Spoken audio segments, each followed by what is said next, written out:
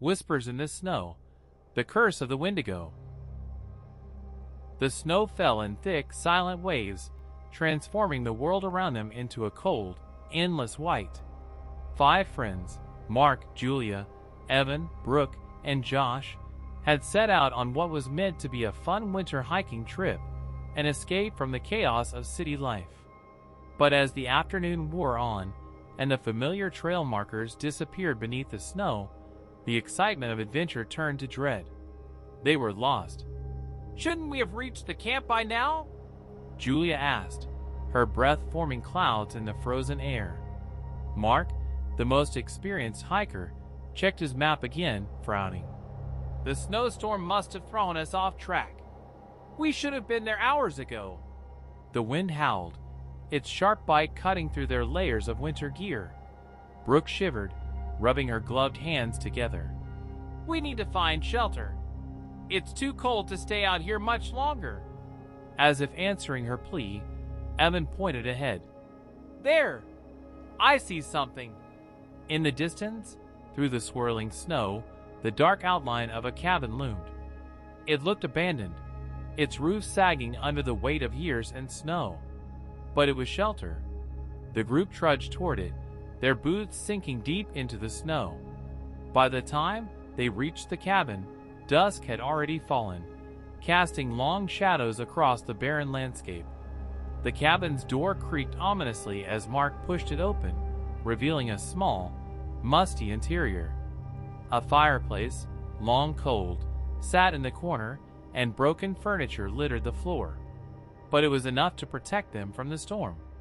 Inside, Josh lit a fire, the crackling flames providing a brief comfort. "We'll be fine," he said. "Once the storm passes, we'll find our way back." As they settled in, Julia noticed something strange. Etched into the walls of the cabin were crude symbols and words. At first, they seemed like gibberish, but as she moved closer, she realized it was a warning. "Beware the Wendigo. The hunger will take you." Her voice trembled as she read it aloud. "What's a Wendigo?" Mark looked uneasy. "It's an old legend. The Wendigo is a spirit that possesses people in the wilderness. It drives them to madness, to cannibalism." "Great," Brooke muttered. "Just what we need. A creepy legend while we're stranded in the middle of nowhere." Josh shrugged it off. "It's just a story. We're probably in some old hunter's cabin. Let's not freak ourselves out." But the unease lingered. As night deepened, strange sounds began to echo from the forest. Low, guttural growls carried on the wind. At first, they tried to ignore it, brushing it off as the groaning of trees under the weight of the snow. But the sounds grew closer, more distinct, and an unsettling feeling crept over them. They took turns keeping watch, but as the hours passed, exhaustion set in. One by one, they fell asleep.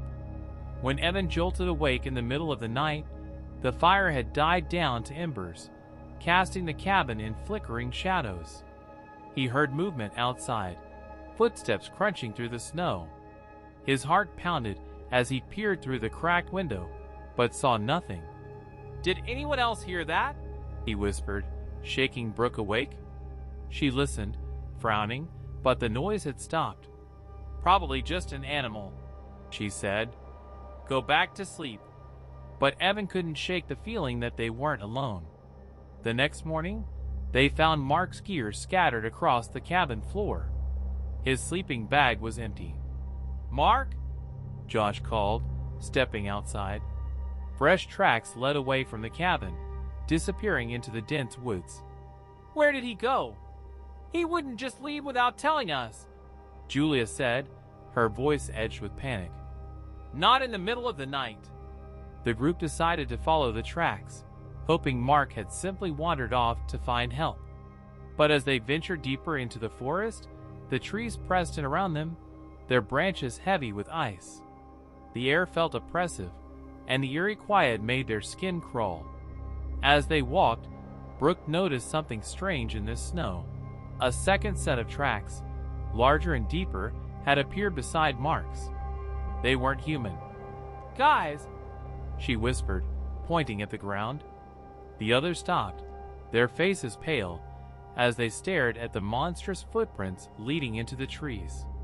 whatever it is, it's still out there. Josh said, his voice barely audible. Suddenly, a blood-curdling scream pierced the air, echoing through the forest. It was Mark's voice. They ran toward the sound, but when they reached the source, all they found was his coat, torn and bloodied, hanging from a branch. The snow beneath it was stained red. We have to go back to the cabin. Julia cried, her breath hitching in fear. Now! But the forest seemed to close in around them, and the way back became unclear. Panic set in as the wind picked up, carrying with it faint whispers, voices that sounded like Mark's, calling their names. By the time they returned to the cabin, another was missing. Brooke had vanished, leaving behind only her backpack and a faint trail of blood leading into the woods. Desperation clawed at their minds. The Wendigo's curse had taken hold. Evan, Josh, and Julia barricaded themselves inside, but something dark was stirring within them. Hunger gnawed at their insides, an insatiable craving that grew stronger by the hour. They eyed each other with suspicion, paranoia sinking in. As night fell, the cabin seemed smaller, the walls closing in. Evan paced, muttering under his breath, his eyes wild. It's in us! The Wendigo! We can't escape it! Julia screamed as Evan lunged at Josh, his face contorted in madness. In the struggle, Josh drove a shard of wood through Evan's chest, his body falling limp to the floor. Breathing heavily, Josh turned to Julia. It's him or us! We can't let it spread! But Julia wasn't listening. Her eyes were fixed on the window, where a figure stood just beyond the frost-covered glass, Mark. His face was pale, his eyes hollow, his lips curling into a twisted smile. Come outside, Mark whispered, his voice unnaturally calm. We're waiting for you. Julia backed away, her heart pounding in terror. It's not him. It's the Wendigo. Josh grabbed her arm. We have to leave. Now! But it was too late. The door burst open, snow and wind flooding the cabin, and the dark, looming shape of the Wendigo appeared in the doorway, its hollow eyes reflecting their fear. The hunger consumed them all. In the cold, unforgiving heart of the winter forest, the Wendigo fed.